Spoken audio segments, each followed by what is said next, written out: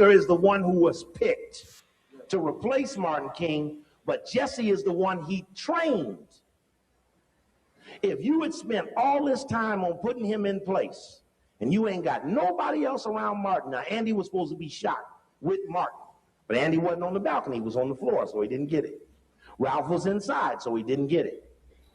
Key point, if you spend all that time, and Martin's about to say you are agent, do you understand that you got to press go on the assassination? Because now Martin is so continuously condemning you, you got wiretaps everywhere. And we know what he said about Jesse in front of everybody, but who knows what he said when it was just him and Ralph? How much more severe was his accusations? Such that if you didn't kill Martin, of white limitations don't run out on murder. Okay, let's let this run, and then we're going to go back and look at it again in straight speed. Look at. He won a few times.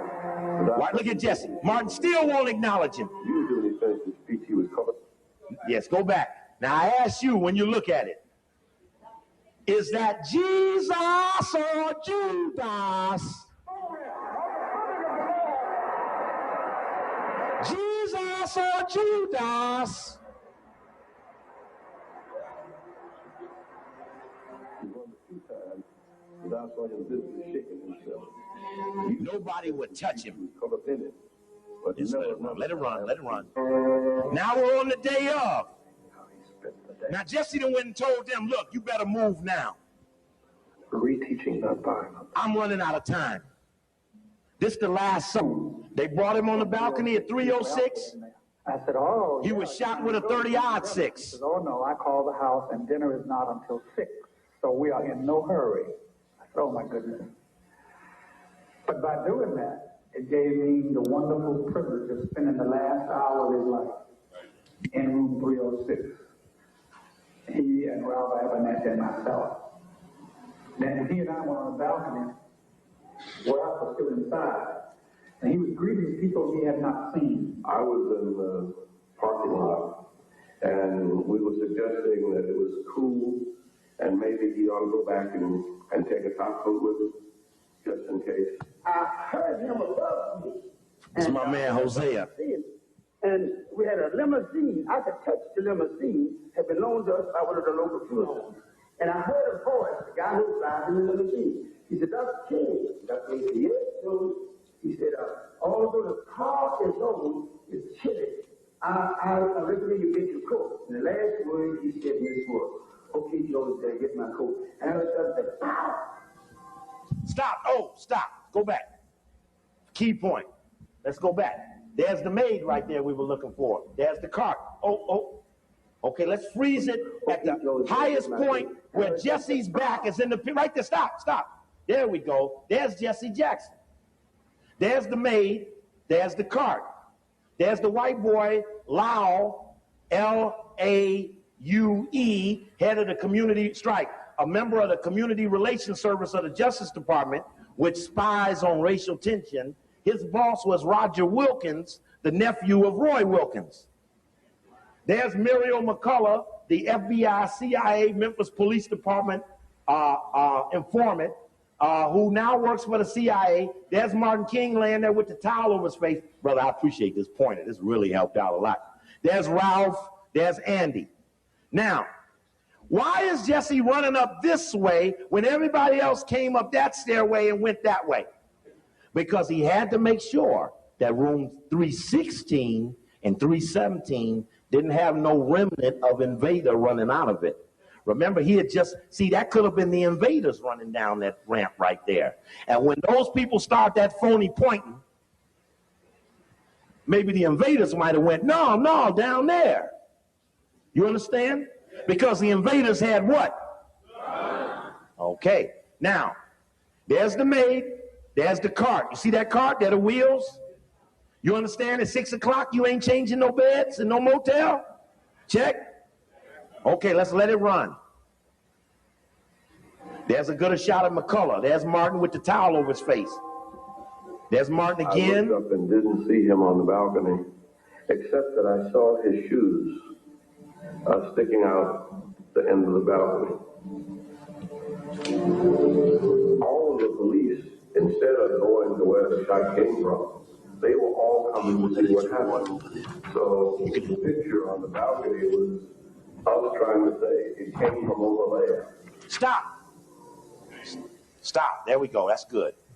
There's that phony point. There's Jesse's head right there, making sure that he ran up there and gave a phony pointing. Now, here's the problem with the people pointing. All of the people pointing were this way, looking up to Martin. The shots came from behind them, whether from the bushes or from the rooming house, it was behind them. Not one single person said they turned around and saw somebody or at the rooming house. Those that even saw anybody, Solomon Jones, Earl Caldwell, New York, saw somebody moving in the bushes. Check. So how is it that those with their back turns suddenly become so definitive on something they didn't even see? You understand? It's not logical that they're primary sources for a focus. Okay, we can turn the lights down. It was a script, right? So, and Andy's recanted his false pointing. And covered him from his neck down. Someone had a towel put to it. Blood was just everywhere. I went out in that yard and I started walking. And all Now listen how mad he was. the hatred in my life, which was a lot of hatred, came up in me. I went to reach into the air and take molecules, protons, electrons, and make me a gun and kill me some white people. Because I thought it was like... That's my man. And there, as you see, Stop. on the shoulders. Now what's happening? NBC, Meet the Press, the most watched Sunday news program, goes back to this moment that we're out teaching is a point of distrust and evidence of Martin's dislike to Jesse. They go right back to that spot, put him right on Rockefeller's NBC, toss that ball right up and say, Jesse, now when I toss this ball up, I want you to stuff it home. So he puts a circle around Jesse's head and a circle around Martin's head, calls it close, and says, you were one of Martin's closest associates. What did Martin King say to you the night before he died? What's up, Black? Lewis Jackson. What did you say to Dr. King at that moment? You recall? Yeah, back it up and get that sound in there. And Jesse gets to holding his eyes all up funny like in the negotiator. Gets to... So I'm happy tonight. I'm not worried about anything. I'm not fearing any man. My eyes have seen the glory of the Lord. As he continued to speak, he walked behind, and there, as you see, tapped on the shoulders by one Jesse Lewis Jackson. Highlights two faces and At that moment, you recall? wipes Ralph out. Different of expression because I think we were all crying. It's different in that the minister stood up the right, Reverend Jim Hooks, Reverend Carl Evans. Men were crying. It was kind of different. And like we realized he was under this burden, like he had released himself. So he tried not to come to church to see him. He acted as his come to see. I said, and this was that much to do with me. We looked together. Stop. And the crowd. What did he say? He said, as you know, it was men crying, Ben Hooks and Billy Kyles. And as you know, he asked me to make that speech that night. And I said, I'll only make that speech if I can take Ralph with me. Now, here's the point. There would be no need to do no stupid stuff like that unless something else was going on that compelled the need to give him a chance to reconstruct history, to protect his face from the faceless people who got the facts. There would be no need to do this. It just wouldn't be a need. Okay, let's go back, let's hear it one more time, and then we'll pull that one out. How hard have they tried to maintain and protect one of the people that they know was in on the assassination? And in 1977, this is from the book called The Man to See. It's by Evan Thomas, and it's on Edward Bennett Williams, a white man who used to own the Baltimore Orioles. If you read that book by Spike Lee on the Malcolm X movie, Captain Joseph talks about Elijah Muhammad going to Benny Williams to try to get the men out of jail who were allegedly accused of shooting Malcolm X. So he was known as a real fix-it white man who could fix a case in a minute. Big time white boy. Also chaired the president's Foreign Intelligence Advisory Board. It's like the outside intelligence people on the inside of the government. Even at one point rumored to be Deep Throat. That's right, yeah, just let it run. That's Posner. Stop. Let's see if we stop that. Oh. Let's go back a little bit. Let's show the face of Gerald Posner, the little mop-headed white boy. Right there. Oh. Here we go. Turn on. Let's go a little slow. Not there. That's the Mason Temple. Stop him right there. That boy right there, Gerald Posner. He wrote this book right here, Killing the Dream. He wrote this book, Killing the Dream. And on the back of his book is that picture with Jesse, Martin, and Ralph, with Martin looking real puzzled. Can you see that? Okay. And in his book, Killing the Dream, he tries to help out Billy Kyles. Because in William Pepper's book, Orders to Kill, he says that Kyles is a Memphis Police Department informant. So Posner, he's going to defend Billy Kyles, and he puts this in his book. He says, Mike Webb. Said Jordan gained the election? He says here, Kyles told, in his book, Orders to Kill, William Pepper raises the strong inference that Kyles might have been an FBI informant. It's degrading and insulting, quote, Kyles says, about the author Pepper's accusations. It casts an aspersion over my 40 years in the civil rights movement. I saw how Pepper operates. Now, he says that he's appalled that Pepper called him an FBI informant. Check.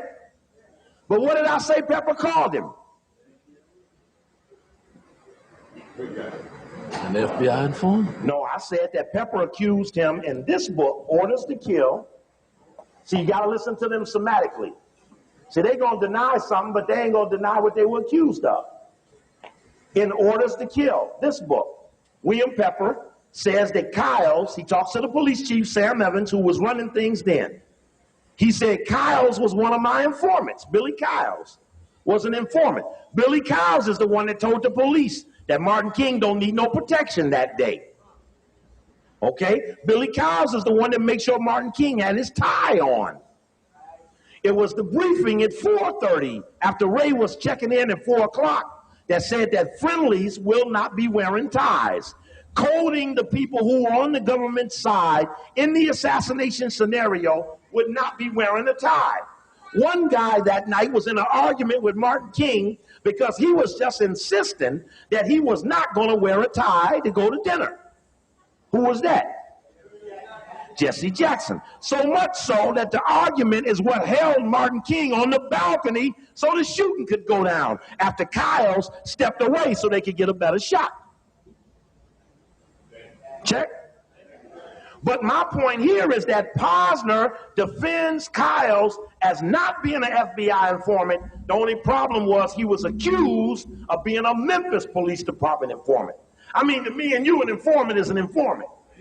But when you're somatically denying something, make sure it matches the accusation. Check.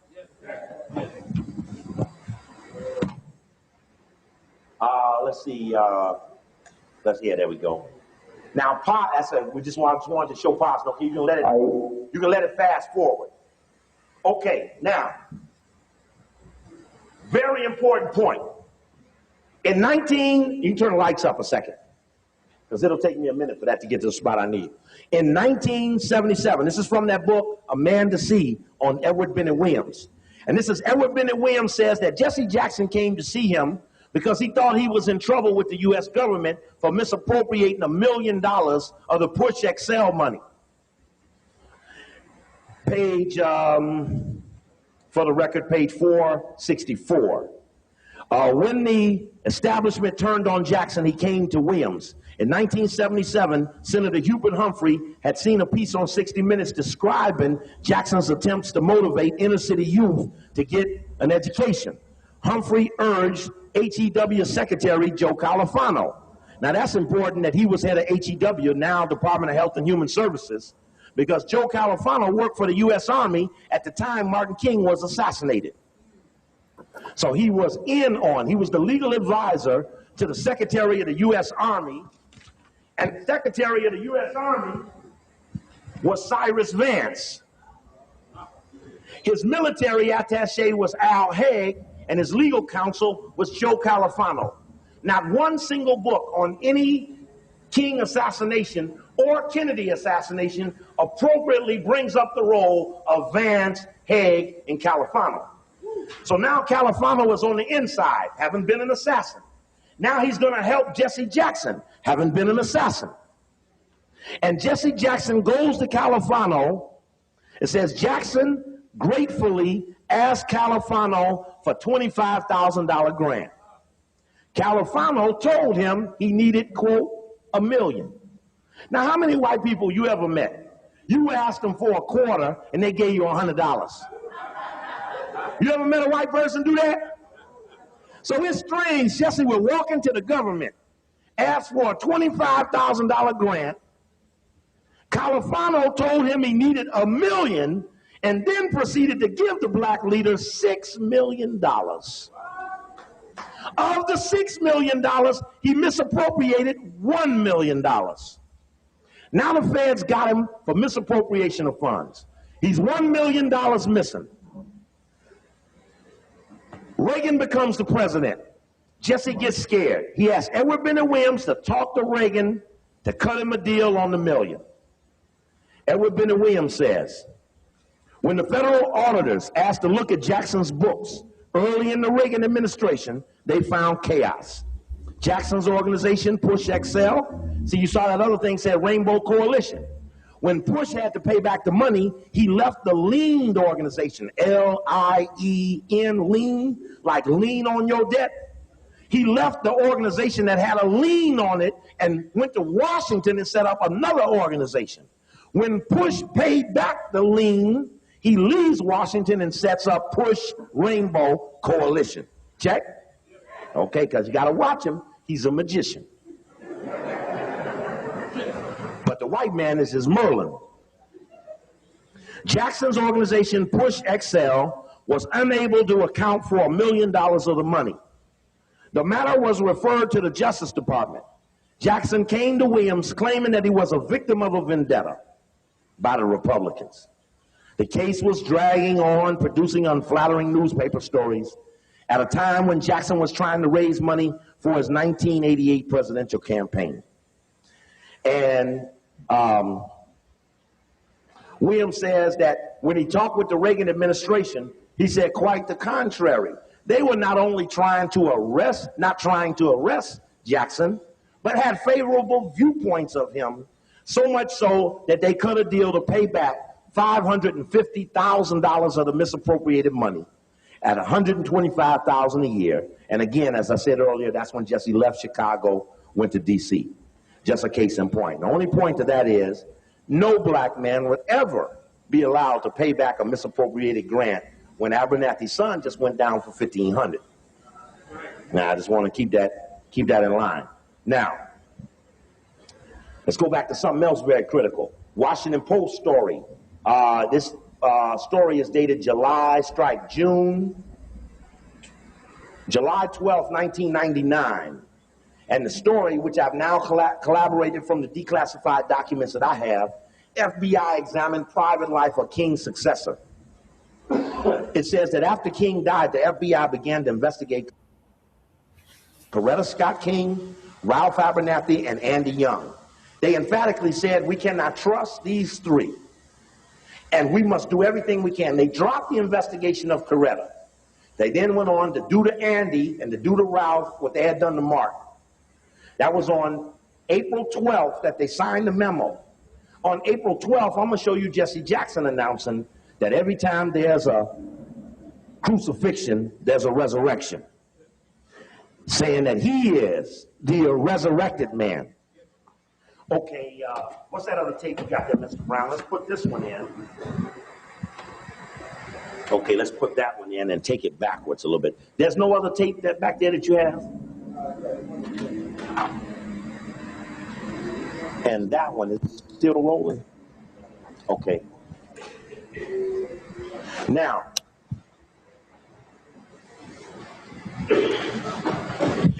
Jesse's a strong proponent of the no Raul theory. And again, I showed you when I was here last.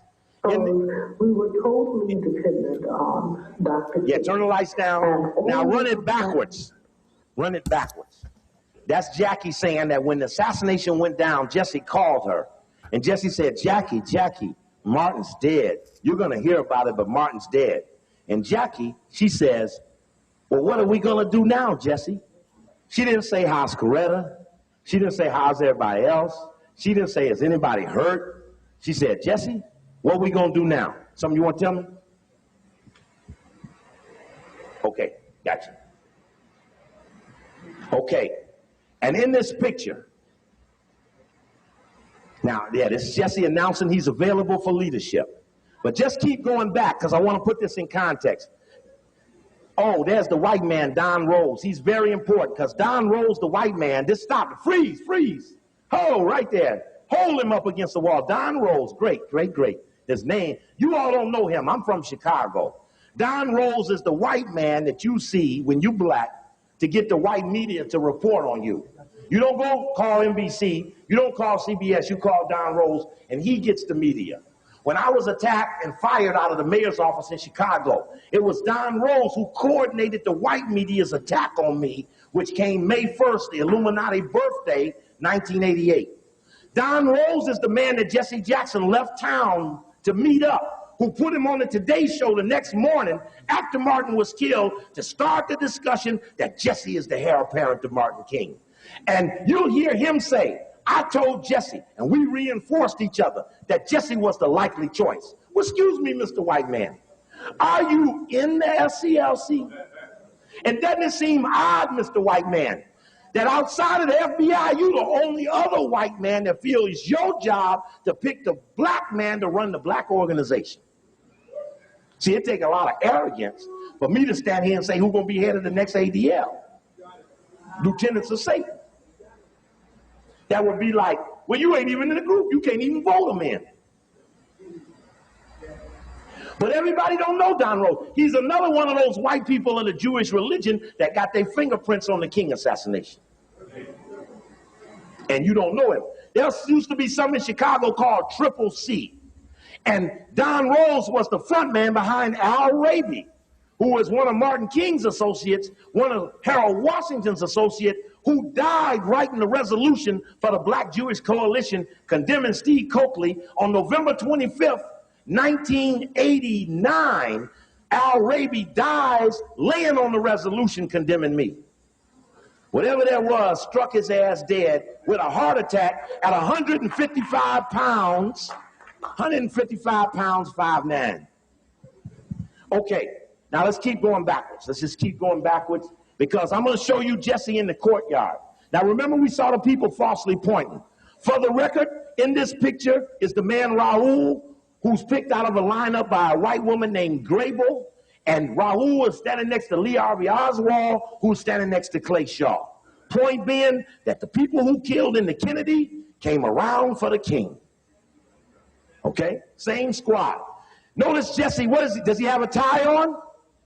Now remember we heard, stop right there. That's Calvin Moore. Oh, stop right there. Look at Jesse, no tie on. That ain't important yet. That's Ben Branch. Jesse wouldn't wear a tie that night. The briefing to the military men is friendlies will not be wearing ties. Ralph had on a tie. Martin was made to put his tie on. But Jesse emphatically Wasn't going to wear no tie. And when we look at the people in the courtyard, notice who ain't wearing ties and who is. If you get to King video number 1, you'll see the people without the ties ducking when the camera comes. For the things you're seeing us do now, that's in King assassination number 2 in the video. The only audio back there is a tape called King Assassination 99 or Jackson's role in the King assassination. They're both the same tape. Okay, keep going backwards a little bit. Now, Jackson's in the courtyard at that moment, but all the staff is at the hospital. Jackson told everybody, don't talk to the press. Soon as everybody left, he started talking to the press. Notice the shooting was in the light, and now everybody's gone, it's in the dark. Very important. Okay, let's hear Andy starting right here. A jar and started scraping up the blood and said, you know, and crying. That was Martin's precious blood. This blood was shed for us. It was, you know, it was weird. The people freaked out and did strange things. Jesse put his hands in the blood and wiped it on the front of his shirt. And it was. Then what do you do? You tell the truth. In a moment like that. Tell the truth. Abernathy Young and others went to the hospital. Notice nobody's giving a statement. Where the media began to swarm. Look at Jesse. Yes, sir. Did you hear what he said? Stop in a second. Jesse's saying in his southern accent, I need me a ride to go see Dr. King. Anybody got a ride I can go see Dr. King? Now the staff done left with the body. Ralph's in the ambulance with Martin. The rest of the staff's in the cars behind the ambulance. The police who have cut off all of Memphis are moving this procession, towards the hospital with a police escort, since all the roads are closed. Now, there's a tape back there. It might be one. I don't know if there is one. I don't think there is one. Coakley TV.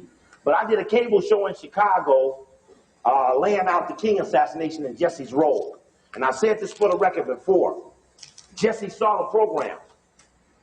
And when Jesse, for him. Because as I mentioned, as Jesse would see me in the public, all my friends go, whoa, here it comes Jesse. Whoa, Steve's here, it's going to be fireworks. And then they watch Jesse run around me.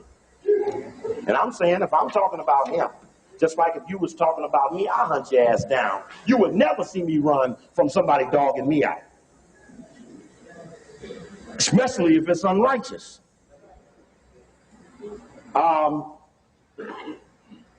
Jesse's asking for someone to take him to see Dr. King. Now, he could have rolled with the rest of the staff, but he didn't ride with the rest of the staff because it wasn't but 2 phones coming through the switchboard and out, and the one payphone. Jesse runs to the one payphone, calls his wife, then calls Coretta. So can't nobody get to the phone because Jesse on it.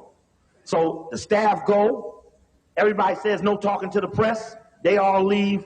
Jesse sees they all gone, knows he's looking around. Can I get a ride to see Dr. King? You know ain't nobody gonna take him but another staff member. After he says it long enough, ain't nobody to take him. The press says, come on, Jackson, talk to us. Go. When you tell me what happened the weekend, that's the film lady. Jesse always senses the moment. And it was an epical moment. And he was there. The Black People's Leader, our movement, the once before 500-year leader, has been taken from us by hatred and bigotry. Even as I stand at this hour, I cannot even allow hate to enter my heart at this time, for it was sickness, not meanness, that killed him. Stop. Now let's take that comment. It was sickness, not meanness, that killed him.